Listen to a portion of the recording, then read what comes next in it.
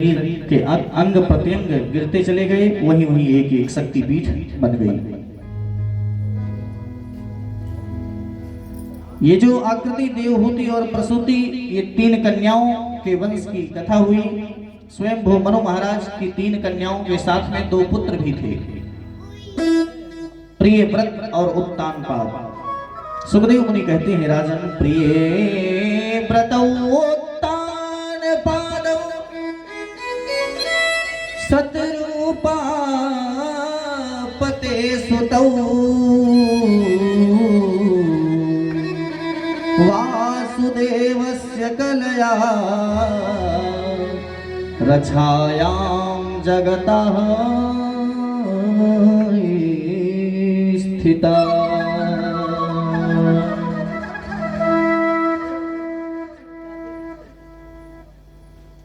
तीन कन्याओं के साथ दो पुत्र थे। एक का नाम था प्रियव्रत और दूसरे का नाम था उत्तानपाद। प्रिय माने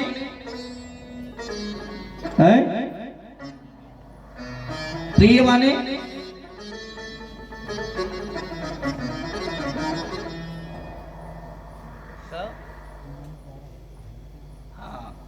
प्रिय माने अच्छा, प्यारा, सही।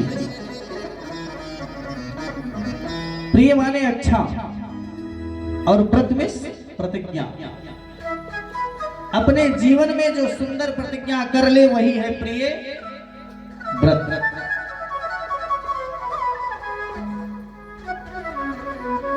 अपने जीवन में सुंदर जो प्रतिज्ञा कर ले वही है प्रिय व्रत।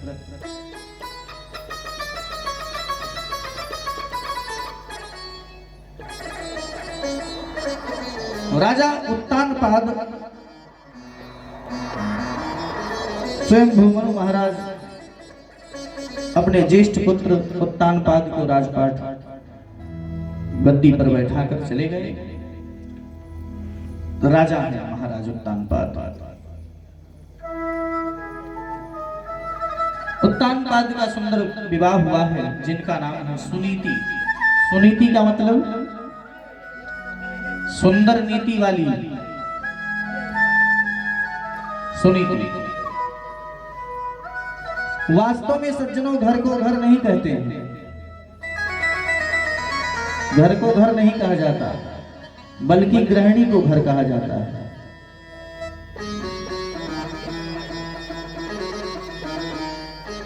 जिस घर में नारी का सम्मान नहीं है वह घर,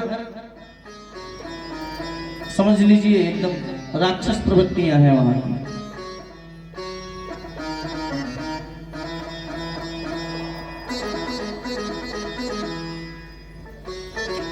उत्तानपाद राजा की पत्नी का नाम है सुनीति।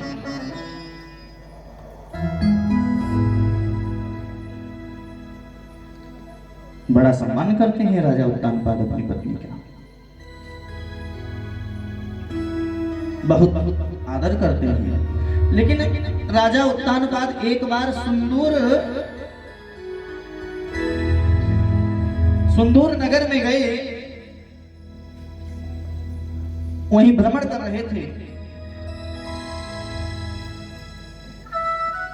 इतने में राजा ने एक स्त्री को देखा,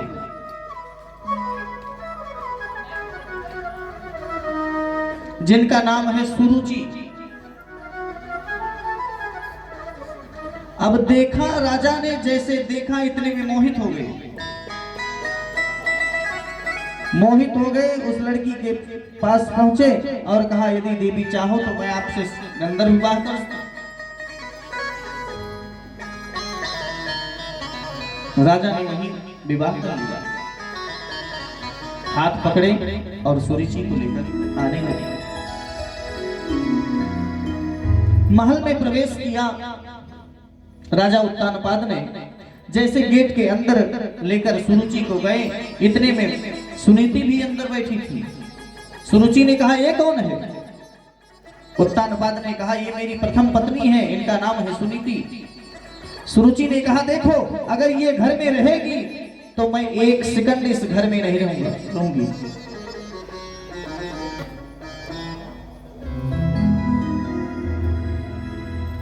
लेकिन उत्तानपाद इतना आकर्षित हो गया सुरुचि के प्रति कि अपनी सुंदर नीति वाली पत्नी को त्याग कर दिया, निकाल दिया। सुनीति निकल गई घर से, चली गई जंगल में एक ऋषि के आश्रम पे, वहीं भजन करती हैं। और उस समय सुनीति गर्भवती भी थी। इतना आकर्षण हो गया कि अपनी बड़ी पत्नी को निकाल दिया उत्तानपाद राजा ने। एक पर्णकुटी में रहने लगी। वहां सुनीति ने एक सुंदर पुत्र को जन्म दिया। इसी का नाम है ध्रुव। कैसा अद्भुत बालक है ध्रुव।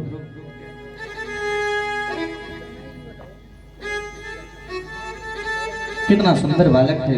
एक बात कहूं सज्जनों, माता अगर चाहे तो बच्चे को भक्त बना दे, और माता यदि चाहे तो बच्चे को जिपकतरा बनवा दे, क्योंकि पुत्र की सबसे प्रथम गुरु मां होती है। यदि मां होती है सबसे प्रथम गुरु, इसलिए माताओं को अपने पुत्र की सुंदर सुंदर शिक्षा देनी चाहिए।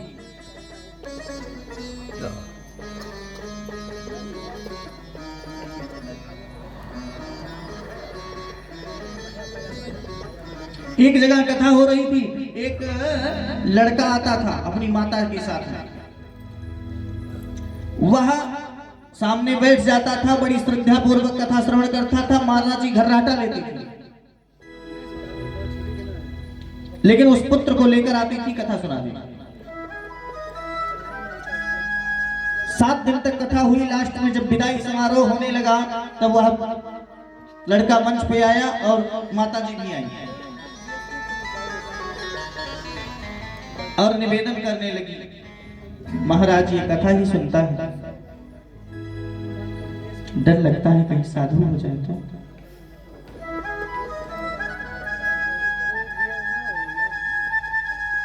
मैंने समझाया, माता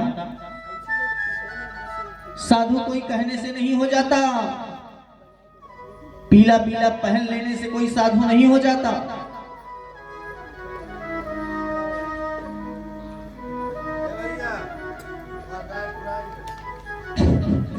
पीतांबरी धारण कर लेने से कोई साधु नहीं हो जाता।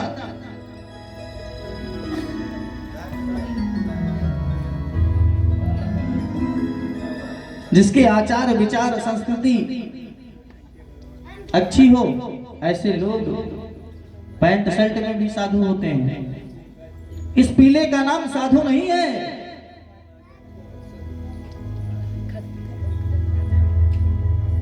मां कहने का भाव है, मां चाहे तो बच्चे को बना दे और मां चाहे तो बच्चे को बिगाड़ दे। सारा खेल मां के ऊपर डिपेंड है।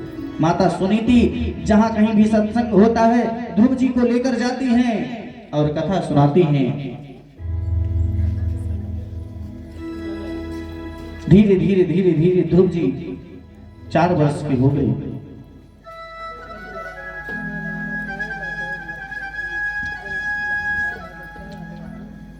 आज ध्रुव जी को लेकर माता सुनीति एक जगह सत्संग में गई थी। सत्संग हो रहा था, सत्संग विराम हुआ। संतों ने कहा, देवी आप बड़ी मृदुभाषी लगती हैं, बड़ी साध्वी लगती हैं। देवी क्या बात है, आज मैं आपसे बहुत प्रसन्न हूं, कुछ मानो। सुनीति मांगती क्या है सज्जनों, ध्यान दें। सुनीति कहती है, कुछ मुझे चाहिए नहीं, लेकिन यदि आप देना चाहते हैं महाराज, तो मेरी जो सौत है, जिसके कारण से मुझे निकाल दिया है घर से राजा उत्तानपाद ने, उस सौत की हमारे कोई संतान नहीं है। अगर आप कृपा कर दें तो उसे एक संतान हो जाए। कौन चाहेगा आज, जिसके कारण से घर से निकाल दिया गया हो? इसी का नाम है सुंदर नीति वाली। संतों ने कहा, देवी ऐसा आपका जीवन, ऐसा आपकी ज्ञानमयी बातें, अवश्य संतान होगी उसको। मेरा आशीर्वाद है। कुछ दिन बाद सुरुचि को भी एक संतान हुआ जिसका नाम है उत्तम। ध्रुव जी थोड़े बड़े हुए। एक दिन ध्रुव जी ने सोचा, माँ ने सब कुछ बताया तो ध्रुव जी ने सोचा कि मैं पिताजी की गोद में बैठूं।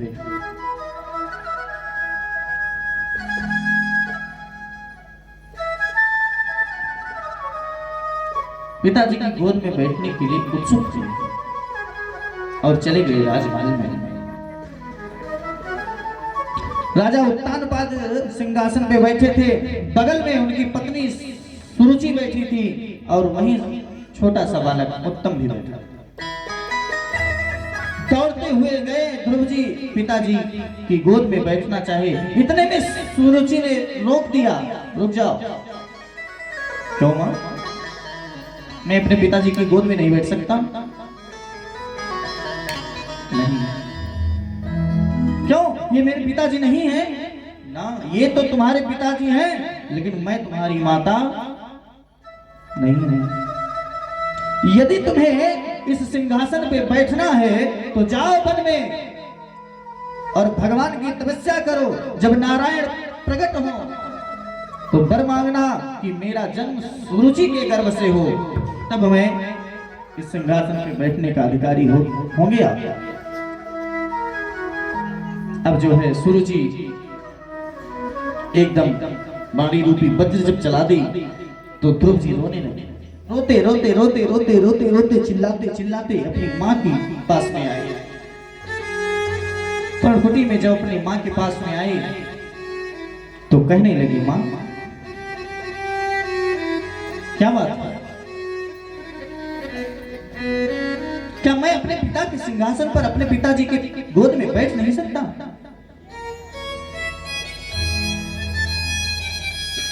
उनकी गर्भ में बैठने, उनके गोद में बैठने के लिए मुझे जन्म लेना पड़ेगा? क्यों, क्या हुआ? क्या बात हो गई? माँ, मैं आज अपने पिताजी की गोद में बैठने के लिए जा रहा था, इतने में मेरी माँ जो सौतेली माँ है उन्होंने रोक दिया और कहा कि यदि इस गोद में बैठना है आपको तो पहले मेरे गर्भ से जन्म लेना पड़ेगा।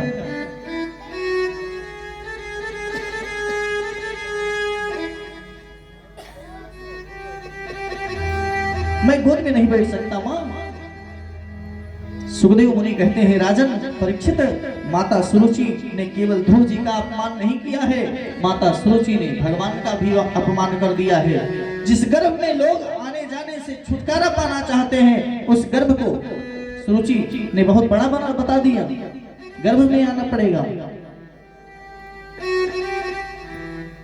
माता सुनीति ने ध्रुव जी को अंक में भर लिया और कहा, रो मत पुत्र, सुनो।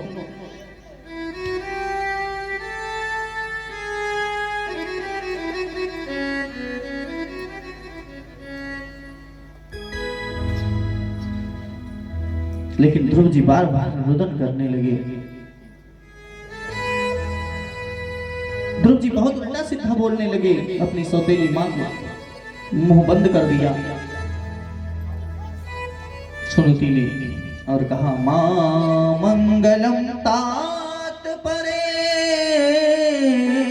पुंस्था भंगंगते जनो यत परो खदस्ता। सुनीति ने समझाया, बेटा कभी किसी के अमंगल की बात नहीं सोचनी चाहिए, किसी का अमंगल नहीं सोचना चाहिए बेटा।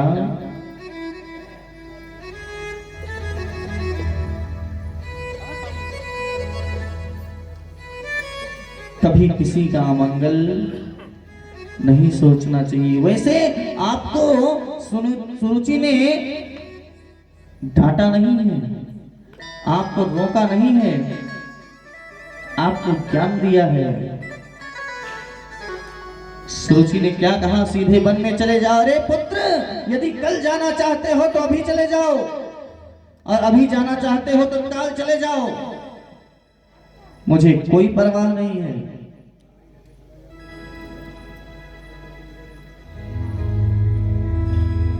परमात्मा सब जगह रहता है पुत्र। यह तो आपको ज्ञान दिया है सुरुचि ने, क्यों उल्टा सीधा बोल रहे हो आप? तत्काल ध्रुव जी सब छोड़ छाड़ के जाने लगे वन की ओर। थोड़ी दूर गए, दृढ़ता आ गई है, ध्रुव जी को प्रस्थान कर दिया है। लेकिन शास्त्र कहते हैं गुरु बीन भव निध तरई न कोई, गुरु बिन भव निध तरई न कोई, गुरु बीन भव निधि तरई न कोई, गुरु बिन भव निध तरई न कोई, जो विराज शंकर शिव होई, जो विराज शंकर शिव होई। बिना गुरु के कोई भव से पार नहीं होता। ध्रुव जी महाराज को कोई गुरु नहीं, अभी कौन सा गुरु, 4 वर्ष का बालक। अब बिना गुरु के कैसे क्या करेंगे? धीरे धीरे धीरे धीरे जा रहे थे।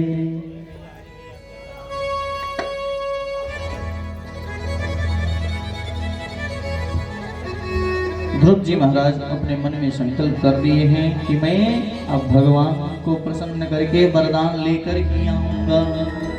लेकिन कोई गुरु नहीं मिला, कोई गुरु नहीं है। मन में गुरु के प्रति भावना जागी। जैसे गुरु के प्रति भावना जागी, इतने में सामने से आ गए नारद। सामने से नारद दिखाई दिए और नारद जी सोचे कि पहले इसकी परीक्षा लो, पहले इसकी परीक्षा लेता हूं। नारद जी पहुंच गए और कहने लगे रुको, किसके पुत्र हो? अब जैसे नारद जी पहुंचे, इतने में ध्रुव जी लेट गए, साष्टांग प्रणाम करने लगे। नारद जी ने देखा, ओहो इसकी प्रथम सीढ़ी तो एकदम मजबूत है। अच्छा ये बताओ किसके पुत्र हो? राजा उत्तानपाद के पुत्र हो। कहाँ जा रहे हो? वन में जा रहे हैं। अच्छा वन में जा, क्या करने जा रहे हो? भगवान को प्रकट करने जा रहे हैं। वन में भगवान रहता है क्या? नारद जी ने कहा ध्रुव जी से, वन में भगवान रहता है? कौन रहता है वन में? शेर। हाँ, बाघ। वन में तो बाघ रहता है, खा जाएगा, तुम्हारा नाश्ता कर जाएगा। ध्रुव जी ने कहा मेरी माँ कहा करती हैं कि बाघ में भी भगवान का वास है, खा जाएगा, खा जाएगा, क्या होगा? नारद जी ने कहा इसकी दूसरी सीढ़ी भी एकदम मजबूत है, विश्वास इसे पक्का है भगवान का। अच्छा ये बताओ दिन में कितनी बार खाते हो? 3 बार, 4 बार, 5 बार। जब भी माँ प्रेम से खिलाती तभी खा लेता हूँ। वहां कौन तुम्हारी माता बैठी है जंगल में, क्या खाओगे? ध्रुव जी ने मुस्कुराकर कहा मेरी माँ एक और बात कहा करती हैं, जब दांत नहीं तब दूध दियो, अब दांत दियो कछु और भी नहीं।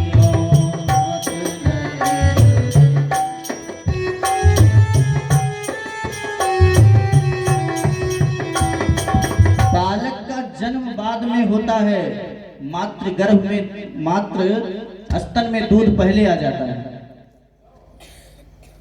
गौर कर लीजिएगा, जन्म बाद में होता है लेकिन दूध पहले आ जाता है। ध्रुव जी कह रहे हैं नारद जी से कि मेरी माता यह कहती हैं कि जब दांत नहीं था तब परमात्मा दूध की व्यवस्था करता है, अब दांत दे दिया कुछ देगा ही, मुझे टेंशन नहीं है। लेकिन आप नारद नहीं हो सकते, ये पक्का है, क्योंकि आपके बारे में मैंने सुना है आप तो मुझे भगवान से मिलने के लिए भड़का रहे हो। नारद जी बार बार कहने लगे, अरे नहीं, मैं ही नारद हूं, बस आपकी परीक्षा ले रहा था। मैं आपको एक मंत्र बता रहा हूं, जाओ, अवश्य परमात्मा की प्राप्ति होगी। और सज्जनों, जिसको नारद मिल गए उसको भगवान को तो मिलना ही मिलना निश्चित है। नारद जी ने एक मंत्र बता दिया, ध्रुव जी के कान में दे दिया, ओम नमो भगवते वासुदेवाय, ओम नमो भगवते वासुदेवाय, ओम नमो भगवते वासुदेवाय, ओम नमो भगवते वासुदेवाय, वासुदेवाय मेरो नंद नंदनाय, वासुदेवाय मेरो नंद नंदनाय, वासुदेवाय मेरो नंद नंदनाय, वासुदेवाय मेरो नंद नंदनाय, ओम नमो भगवते वासुदेवाय, ओम नमो भगवते वासुदेवाय, ओम नमो भगवते,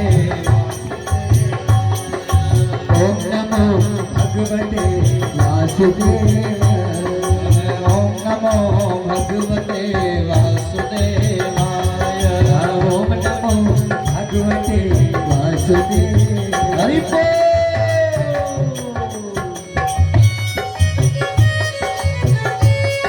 जय हो।